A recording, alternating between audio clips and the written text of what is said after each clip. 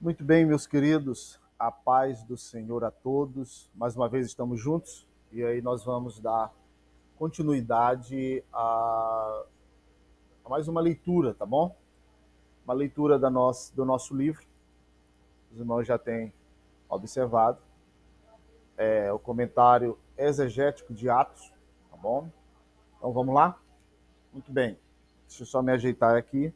Nós vamos para a parte introdutória e aí nós já estamos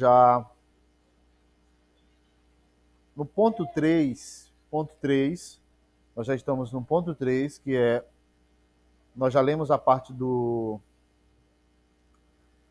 alguns pontos anteriores, nós fizemos já 3 vídeos, tá bom?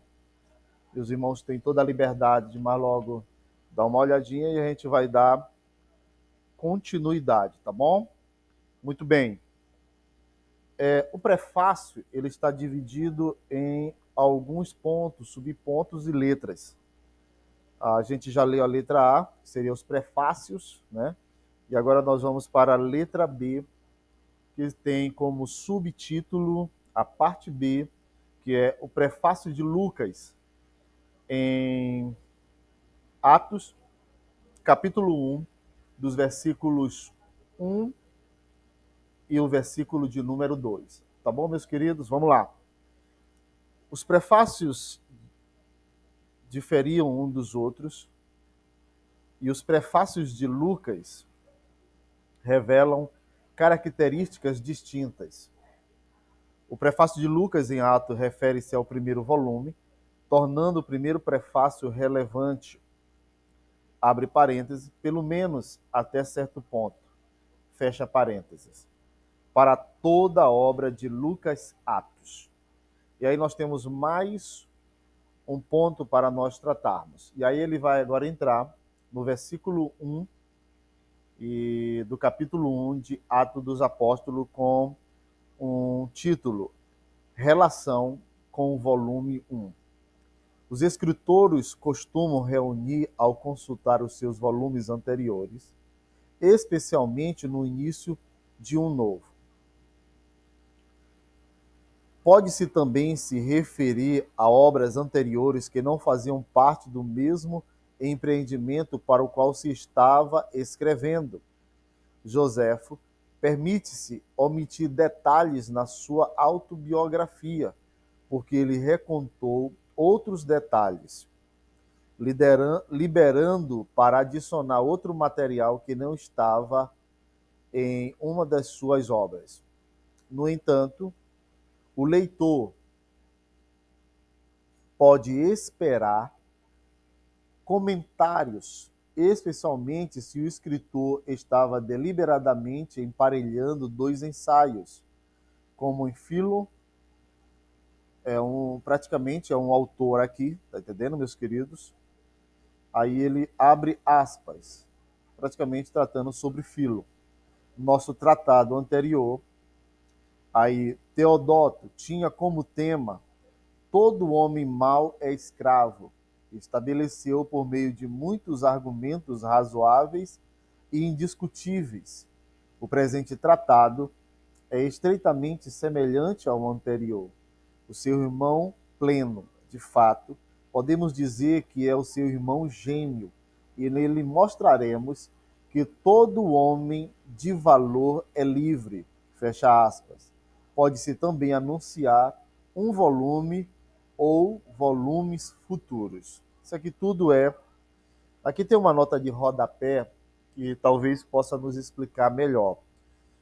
A nota de rodapé de número 36. Aí ele vai trazendo mais um escritor, como Lucien em História, faz apenas por brincadeira. Aí abre aspas, a maior mentira de todos, como um escriba grego descontente comenta na margem, fecha aspas e fecha parênteses. Então, queridos, só para nós termos uma ideia, o volume de Lucas, ele é cheio de notas, cheios de muitas referências a vários autores gregos daquela época. Então é bom nós termos um pouco de paciência quando você adquirir essa obra, tá bom? Vamos lá, vamos dar continuidade. Alguns estudiosos defendem com base no sentido mais estrito em Atos capítulo 1 e versículo 1, que o Evangelho não foi o primeiro volume dos dois, mas sim o primeiro de vários volumes planejados. Neste caso, talvez Lucas não tivesse conseguido completar a sua obra, o que explica o caráter inacabado de partes de Atos e a lentidão da igreja em prestar mais atenção a ele. Entretanto, a maioria dos estudiosos acha inferência injustificada, destacando que o termo grego provavelmente era usado tão vagamente, às vezes, quanto os falantes modernos empregam o superlativo em inglês. A distinção clássica entre primeiro e anterior não é mais amplamente conseguida, apesar de nossa exceção técnica de filo anteriormente. Os papiros mostram que substitui principalmente no koiné popular. Alguns apontam para o uso de Lucas em outro lugar para confirmar que o termo significa anterior, o que também dá o melhor sentido de dois volumes atuais. Talvez um aticista estrito teria objetado ao uso de Lucas, só que a maioria dos leitores teria entendido o ponto de Lucas perfeitamente bem, e a sua falta de pureza ática em outros lugares não sugere que ele escreveu especialmente para puristas antiquários. Os estudiosos debatem que